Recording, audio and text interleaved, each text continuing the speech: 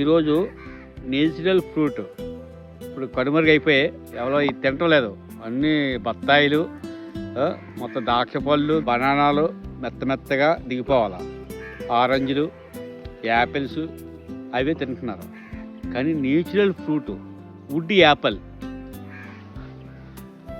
చూసారా, దీని తెలుగులో వెలమకాయ అంటారు. చూడండి, ఆ వెలమ చెట్టు దగ్గరికి వచ్చాం. చూడండి కాయలు ఎలా కాసిందో. ఈ ఎక్కడ ఎవరో కల్టివేషన్ చేయటం లేదు. ఇది ఏజెన్సీ ప్రాంతంలో ఉంది, అయినాడు పంచాయతీలో ఉంది చెట్టు తీసాం. కానీ దీనివల్ల ఎంత ఉపయోగం అంటే సి విటమిన్ పుష్కలంగా వస్తుంది, ఇందులో గుజ్జు ఉంటుంది.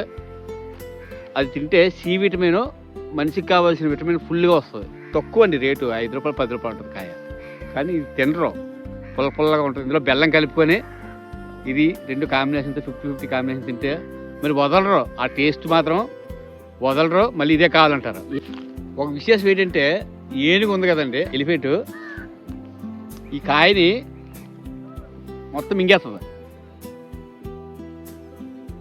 మొత్తం పేళ్ళలో వచ్చేస్తుంది, 24 hours తర్వాత వచ్చేస్తుంది. కానీ లోపల చూస్తే గుజ్జు ఉండదు.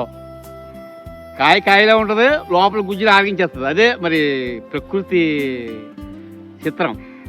కాయ ఒలుసుకోదు, కాయలాగే వేసిన విసర్జనలోనే పేళ్ళలోనే, ఏనుగు పేళ్ళలోనే కాయపాలంగా ఉంటుంది. కానీ అందులో గుజ్జు ఉండదు. చూడండి ఎంత విచిత్రమో. ఆ ఏనుగుకి అంత కెపాసిటీ ఉంది.